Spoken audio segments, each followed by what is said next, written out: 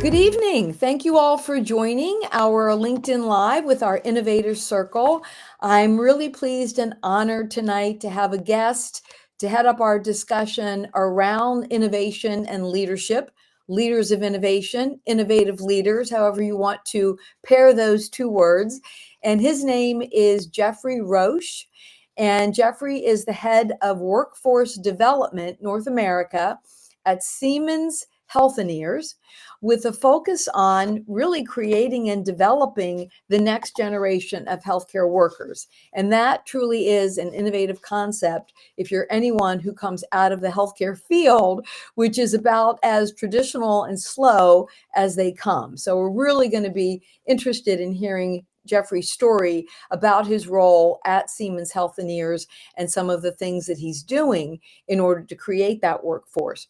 Before we do that, and I give Geoffrey the microphone, I would like to just shout out how I met Geoffrey, because I think it's always fun for me to talk about with the audience how I met our guest.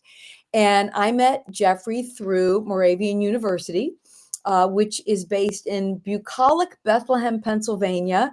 Geoffrey graduated with his bachelor's in '08. He's gone on to achieve other advanced degrees, but he got his undergraduate from Moravian.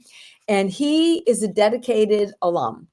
And when I say dedicated, there is no greater dedication than coming back to your alma mater as an adjunct professor. And Geoffrey is an adjunct professor in the business school. And as a matter of fact, just finished this semester teaching our leadership course. This is organizational leadership. So we really thank you, Geoffrey, for your contributions to the faculty, for Moravian, to educating the next generation of leaders in the graduate program at Moravian. So thank you for all of that. So to turn our sights now to Geoffrey and his role at Siemens Healthineers. Geoffrey, first, why don't you give us a little bit of a background on Siemens Healthineers? Because I know most of our audience will recognize the Fortune 50 company Siemens, but might not recognize Siemens Healthineers. And just a little bit about this role, how it was created, what is the genius behind it? Because it truly does feel innovative to me. Yeah. Well, and thank you, thank you, Lorraine, for the opportunity to be here, and obviously, for that wonderful and kind introduction. I by background, I always tell people I'm the son of a nurse, and so my mother had a huge influence in bringing me into healthcare. I knew that I was not going to be clinical though, and so that was very clear. But obviously, started as a hospital administrator, worked in higher ed leadership, did consulting at a national level, and then I was brought into Siemens really through our head of growth and innovation within education and workforce solutions, and really he and our vice president, then our vice president, created this role and this function really from the vantage point of how could Siemens help our hospital and health system customers to really build a future ready, sustainable workforce that would help continue to enable exceptional care.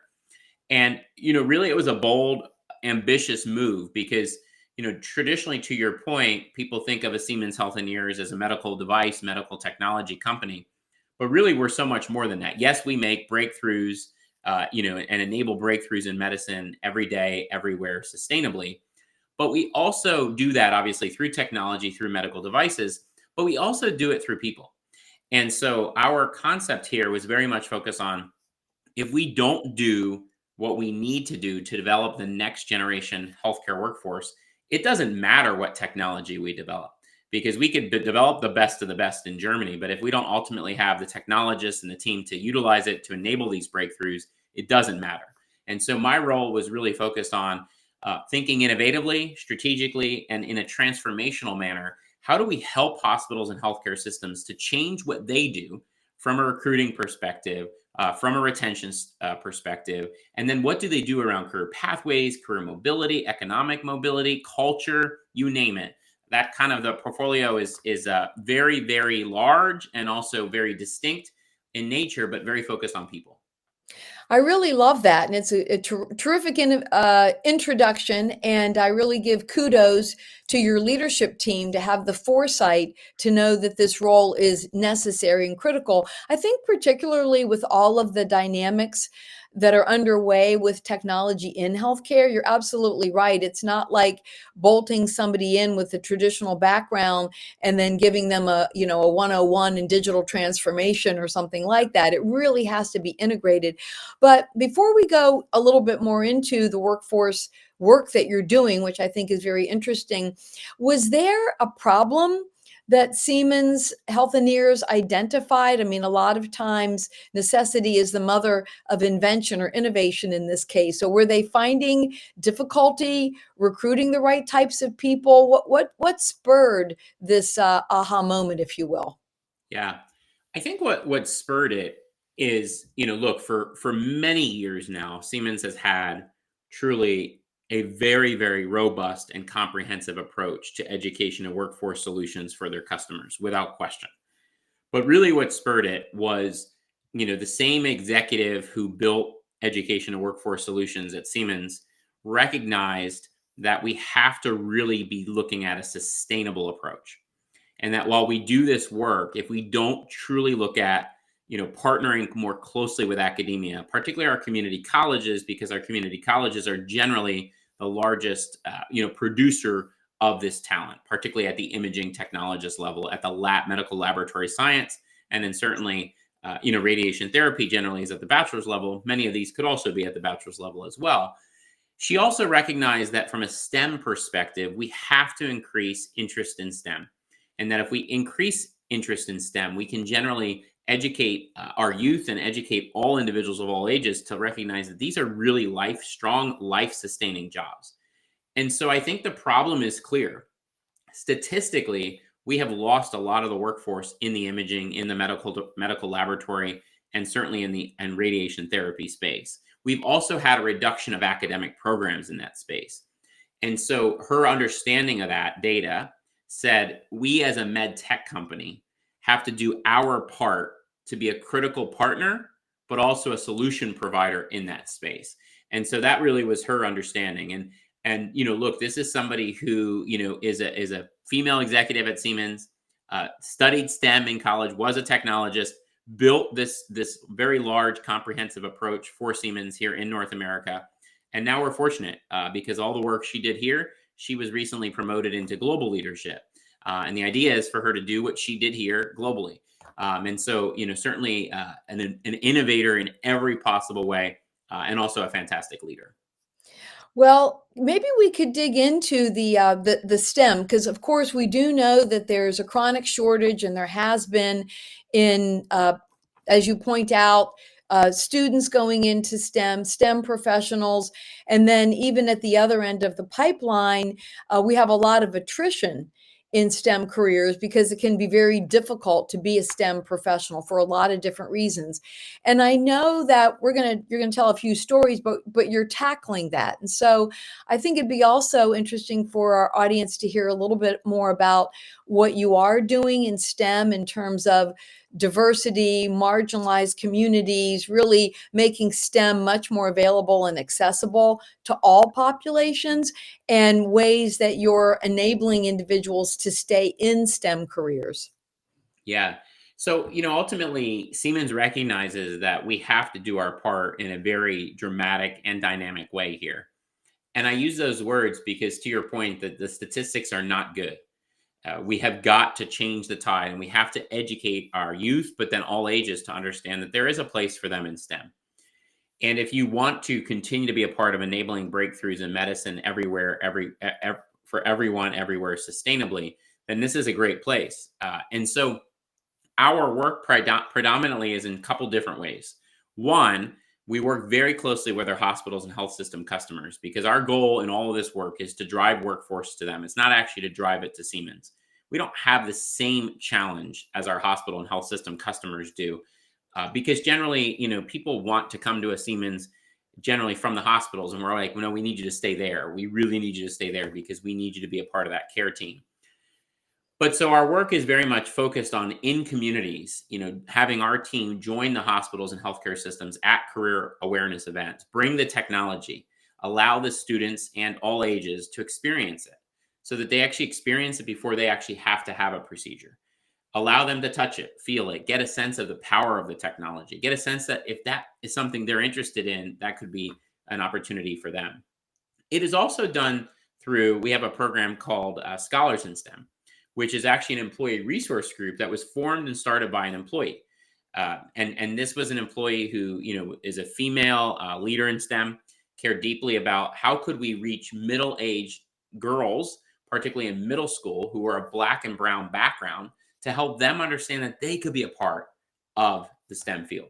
And so that's employees that go out to middle schools, to talk to these students, to educate them, to help them to see that this could be an opportunity for them. The third is, Siemens has what we call a massive commitment to improve access to care for everyone everywhere. And as part of that, we have a mammo truck that goes across the country in partnership with hospitals and healthcare systems. And that mammo truck is geared on, basically increasing access to mammograms, because we know in rural and urban and some harder to reach populations, they don't have the same level of access that individuals that are insured would have. And so this truck, in collaboration with healthcare systems and sometimes churches and synagogues and other community-based organizations, shows up with scheduled opportunities, and individuals are able to get their mammograms. That also, in what we do when we do that, is we partner with community-based organizations to get the word out that we also use it as a career STEM awareness opportunity. When people aren't being scanned, or in spaces where scanning is happening, but we have other locations, we leverage it so that youth and others can see the technology, learn more about the careers, learn more about those opportunities. We also do assemblies and forums and those types of things as part of those events and activities as well. But one of the most powerful stories that happened at one of those events that I think speaks volumes to why this is so important, and also why a company like Siemens is doing it, is, there was a mother in a rural part of South Carolina who was receiving a mammogram. She never had received a mammogram. She was in her mid to late 40s, early 50s. And, this was an individual who worked in a factory and obviously worked very hard. Just so happened that, our opportunity to provide this access to care was available. She took upon it. And we were there with Medical University of South Carolina, which is the largest healthcare system in South Carolina. And, ultimately, while the mother was receiving her scan, her daughter was there. Her daughter was younger, somewhere in between the 10s and 12s, in age. And this young girl was waiting while her mother was receiving her scan. And the staff took it upon themselves, both Siemens and MUSC colleagues, to talk with her about exactly what her mother was experiencing, showing her the technology that her mother was receiving the scan from, and talking to her about the roles that are involved in this critical work. And what was so awesome from that was that experience had such a profound impact on the young girl that when her mother finished the scan, the mother said to the daughter, "Hey, I'm good, just finished." And the daughter said, "Mommy, let me tell you about what I got to experience." And so she went on to explain to her mom the whole experience. And she said to her mom, which was so powerful that our team heard, she said to her mom, "Mom, I don't have to work in a factory. This could be a role that I could do." And so this type of work is really, really important because for her, again, her mother has made ends meet working in a factory, but we have to give career and economic mobility opportunities to our society. And these are great life sustaining jobs, critical jobs.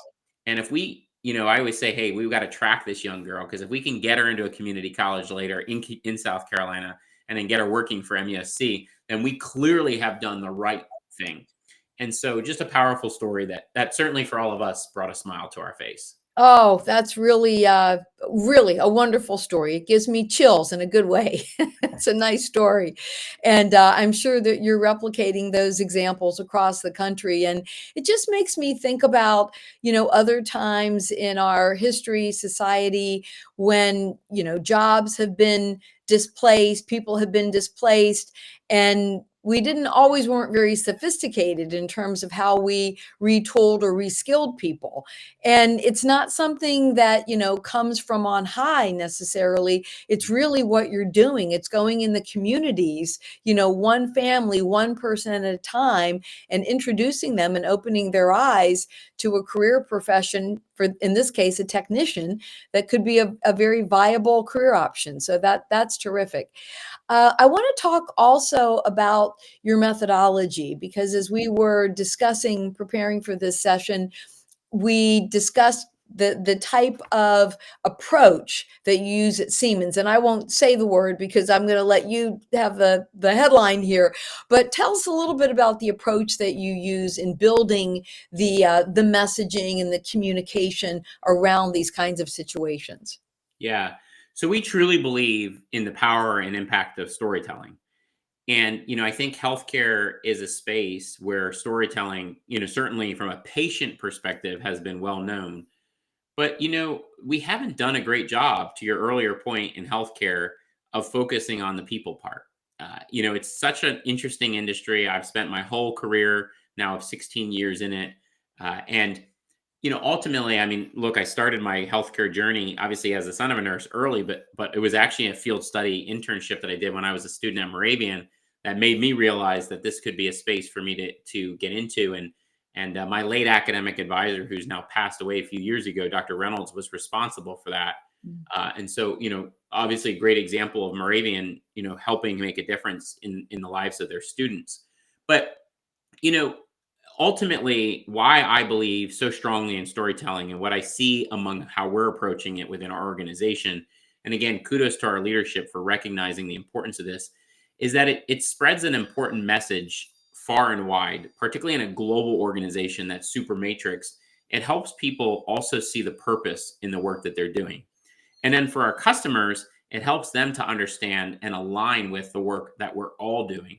And then it allows us to stay focused always on those that we serve, which is our patients. And so we have gone through training within our team, specifically with an expert out of actually the Durham area in North Carolina that spent time with us last spring, where he trained both our global and our domestic team here on the power of storytelling. And then we have leveraged it in a train the trainer model to encourage and spread that message to other teams, because the power of it is so important. And for me, what I love most about it is it's a connection tool. It allows us to connect with one another, whether it's through empathy, compassion, you name it. But also, it allows us to share the message in such a dynamic and impactful way.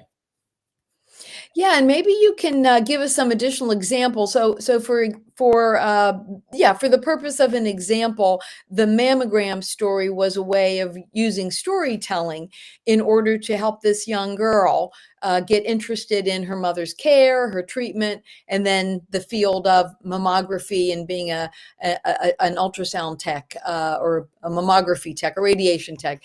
Do you have other examples that you can share? Yeah, so one of my colleagues that I work closely with really is like what we call our resident storyteller. And so one of the things that she does is she regularly works with our sales colleagues on the commercial side, and certainly our enterprise colleagues in those areas as well, to really learn of these types of stories. And there was actually a story of a healthcare system, specifically in Ohio, where this was a healthcare system that look, if you take a look today, many patients and many healthcare systems are facing the shortage of having enough technologists to continue to have the number of procedures done in the way that historically has been done. And so in this case, this was a healthcare system that was backlogged significant amount of months for some very simple procedures. And as you can imagine, if you're a patient on the side of that, that's incredibly frustrating. And not everyone has the same access to go to another healthcare system, or they're just so used to having their care managed at one place. So in this case, we had a colleague, on our Siemens team that became aware of this, and literally took it upon themselves to say to the team, like, "Hey, have you considered, another way of just changing how you're doing your throughput and doing your workflow?" And ultimately, just through somebody having an idea, hearing about this need, right away went to a solution. and ultimately was able to change the way that they were currently scheduling patients, match it to their existing staff composition, and then also look at if we were able to help them get additional staff, what would that look like? And ultimately, this one person coming up with that idea led to a total transformation. And ultimately, those patients that were waiting were not waiting anymore. Yeah. And so a story really from the field, ethnographic research, as we talk about it, the design thinking methodology is observing a situation, a problem, and then being able to tell the story through the eyes of the individual experiencing it as a way to start to build solution. I really like that. There is, I think I might have mentioned to you, there's an organization. In fact, I think Francesca's on the LinkedIn Live. Hope that you're there, Francesca, because I'll give a shout to you. She founded a not-for-profit called Science and her mission is to help to improve communication skills Mm. among STEM students as well as professionals, and particularly in marginalized communities and so forth. And Francesca uses storytelling, the dramatic arts, and those types of methodologies in order to help people communicate and feel expressive and get their message across. So it sounds as though that's probably a common thread in STEM and maybe a best practice for being able to communicate. I agree. And I can't stress enough about really how storytelling can go across every industry. It is, I mean, what I found, particularly when we did our team training, was it was so powerful to see how the team grew together through storytelling. Because we generally don't know a whole lot about one another, and when you tell stories, you learn so much more.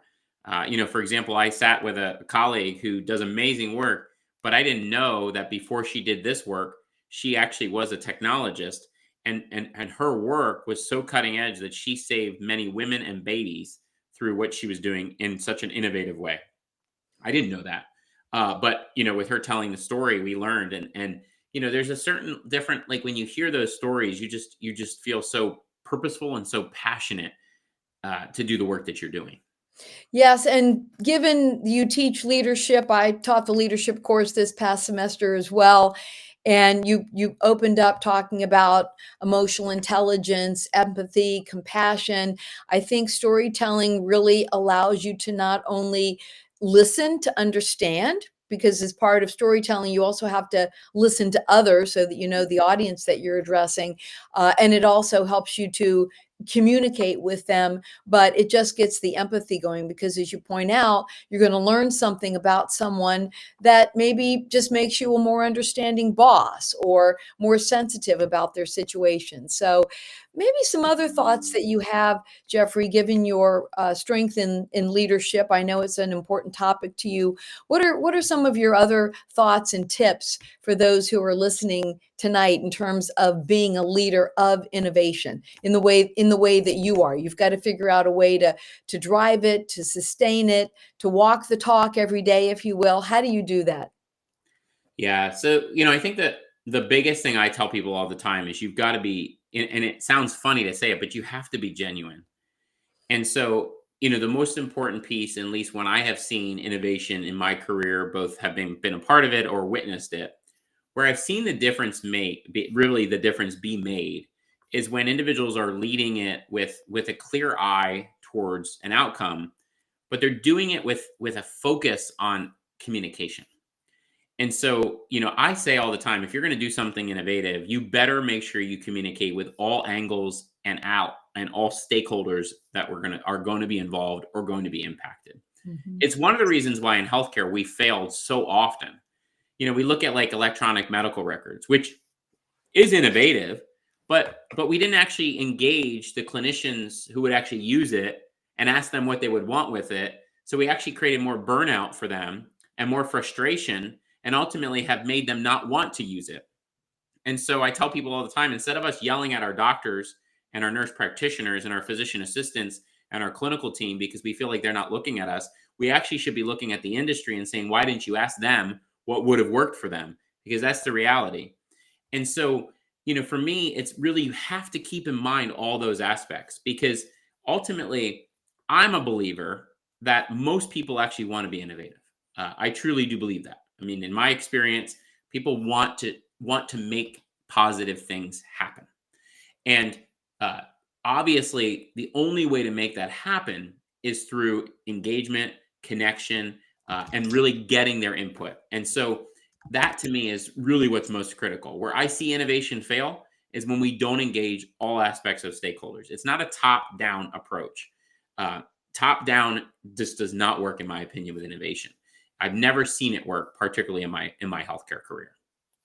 Yeah, terrific. I couldn't agree with you more. I think communication is critical. I think people have to feel understood and listened to. They have to see themselves in the solution. So, for all those reasons, I agree. So, we have a question coming in. Hi, Geoffrey. We are connected and have communicated in the past. This is from your friend Carl Lorenzo McIver. Oh yeah, Carl. So he says, great to see you. Um, Anemia has a hold on younger minority audiences, especially younger to mid-age women. Anemia depends on STEM to satisfy this area of medicine. Do you want to maybe interpret that? I'm not sure what he means by anemia. Oh, maybe he just means stagnation. He's using the word anemia to My guess mean, is my guess is he's speaking to the actual clinical aspect of anemia would be oh, how I'm reading it. I okay. mean, look, Carl may not know this, but I'm actually anemic. People may look at me and not see that, but I have celiac disease, and many of us that have celiac are anemic. Mm. And particularly, I think what Carl's getting at, though, is issues of healthcare disparities, Mhm. which is super important because obviously he's talking about younger minority audience, especially younger to mid-age women. And look, this is a massive challenge in our U.S. and our global healthcare system. We continue to have, particularly in the U.S., some of the worst healthcare disparities in the world, which is it's just a different matter. But this is where innovation can come in, right? I mean, we sit in 2024, almost 2025. We still have horrible healthcare disparities. And look, some of the reason why is because we actually haven't engaged the communities that face this and ask them what the solution should be. Mm, And in turn, we have a healthcare system that really was, let's be honest, in my humble opinion, created not for everybody. That's back in the day if we go back. And so we've got to really do a better job in our whole continuum of healthcare of addressing healthcare disparities. And I think, Carl's point, particularly about younger to mid-age women, this is serious because unfortunately, a lot of women will lose babies or have other healthcare complications because of issues like anemia. And mhm. and a lot of women unfortunately get ignored in our healthcare system depending on their background. And we cannot continue to sustain that. We've got to listen to people, to your point, Lorraine, and we've got to act on this to save lives. Yeah. So it seems as though Siemens Healthineers is certainly doing its part to address some of the disparities. I mean, not that I brought you here to comment on national healthcare in the U.S., but what do you think are maybe some of the particular things that our audience should take away in terms of areas to focus on? And are there ways that what Siemens Healthineers is doing could bubble up and be part of a bigger solution? Yeah. You know, I I'll say this, you know, this is this is really an important matter, right? And I will say that to your point, I think a company like Siemens is really doing its part even globally, and will continue to do its part. As you know, I'm also a student in a doctoral program, and I had a recent opportunity to actually look at sort of social impact strategies in healthcare. And other organizations are doing some incredible work in this space. CVS Health, for example, both as a payer and a provider, is doing some really, really innovative work, particularly around healthcare disparities, access to care, and such. I think where I would respectfully challenge within the healthcare continuum is we really need our payers to step it up across the board. Our payers here in the United States have to do more systemic work and innovative work to address these challenges. We can't continue to ignore the social determinants of health and health equity. It has to be a fundamental right that everyone has to have an equitable access to care. Just a non-starter for me to envision that we still have that be the case in our world and certainly here in the U.S. Yeah. Yeah, well said. Well, we'll bring us full circle in the minute that we have left back to the topic of innovation and the culture and leadership. And we have another question that came in. It says, you mentioned a powerful moment when a team member's idea led to a complete transformation in patient scheduling. What are some of your thoughts or recommendations for those listening on how to foster a culture where innovative ideas like this can emerge? And any thoughts in the role that leadership plays in helping to drive the positive culture and innovation? Yeah. So I'll give you a story that I think speaks to this. And I shared some of this obviously with you for your amazing book that's coming out. I worked for an executive back in my time at Pocono Health System, which was an amazing experience where he believed in listening to everyone. And we even had a program which was called Fresh Eyes. And Fresh Eyes was our program where we would go out, both clinical, non-clinical, leaders, non-leaders, just professionals, everyone as a team. And we would walk through the halls of our hospital, walk through the halls of our practices, walk through the halls of our facilities. And we would look at what's working, what's not working. And the whole goal was always to get input from everybody, input from everyone. What was causing them to have stress? What was causing them to not feel that they could do their job as well as we knew they could? That program led to so many solutions, and it also gave everyone a voice. And when I reflect back on some of the solutions that came out of it, I can remember sitting in a room with a care team member who never felt like they were heard. And they looked at that executive and said, for the first time, you gave us a voice. And guess what? That voice led to us developing in a new emergency department. That voice led us to developing new strategies that improved access to care. That's what leadership is all about. Leaders need to actually ask the people what needs to happen and then help to make that idea become a reality. And again, that's why you heard me say earlier, it's not a top down approach. Those amazing care team professionals who are providing care to patients every day know what innovation is and they know what needs to be done. And when we give them the platform, I truly see great transformation happening. Yeah, yeah, well said. I think that the leader's job is to uncover those problems. And then once the problems are uncovered, to be very authentic in terms of listening to the voice of the customer, whomever that individual is, or the stakeholder who's affected, not just listening to it in a real way, but being able to act on what they hear and not hear what they want to hear. You truly have to hear what the individual is communicating to you and not just take away what it is you think the solution is. So really important caveat of innovating successfully. And if you want to read more about the Pocono Medical Center story, you'll be able to, and the book comes out next year. But in the meantime, Geoffrey, it's been a pleasure. Thank you for illuminating us. We're in the holiday time, so we're illuminating us with these thoughts and ideas around innovative leadership, being a leader of innovation, healthcare transformation, these topics around STEM, storytelling, a lot of really rich topics that that you commented on tonight. So thank you, and I wish you a great holiday, and we will meet again after the new year. Thank you so much as well. Thanks for the opportunity.